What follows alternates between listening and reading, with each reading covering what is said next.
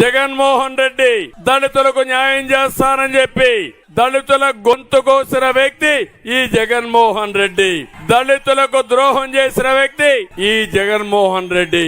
నేను దళితుల కోసం 27 స్కీములు తీసుకొచ్చాను. 27 స్కీములు రద్దు చేశాడు. దళితుల కోసం సబ్ ప్లాన్ లో ఒక్కొక్క సంవత్సరం 28,000 కోట్లు ఖర్చు పెడితే అవన్నీ కూడా నిలిపేసే పరిస్థితికి వచ్చాడు. కార్పొరేషన్ నిర్వీర్యం చేశాడు. బెస్ట్ అవైలబుల్ స్కూల్ పథకం రద్దు చేశాడు. కులాంతర వివాహాలని రద్దు చేశాడు. దళిత బిడ్డలు మీరు ఒక్కసారి ఆలోచించుకోవాలి. ప్రతి ఒక్క దళితుడికి అన్యాయం జరిగింది. ఇంకో పక్క మీకు విదేశీ విద్య పెట్టాను. ఆ పేరు కూడా అంబేద్కర్ గారి పేరు పెట్టాను. కానీ దుర్మార్గుడు వచ్చి అంబేద్కర్ గారి పేరు చేసి జగన్మోహన్ రెడ్డి పేరు పెట్టుకొని మీకు ₹1 ఇవ్వని వ్యక్తి ఈ జగన్మోహన్ రెడ్డి. అందుకే నేను కోరుతున్నా, మళ్ళీ మంచి రోజులు రావాలంటే ప్రతి ఒక్కరూ మీరు ఆలోచించుకోవాలి.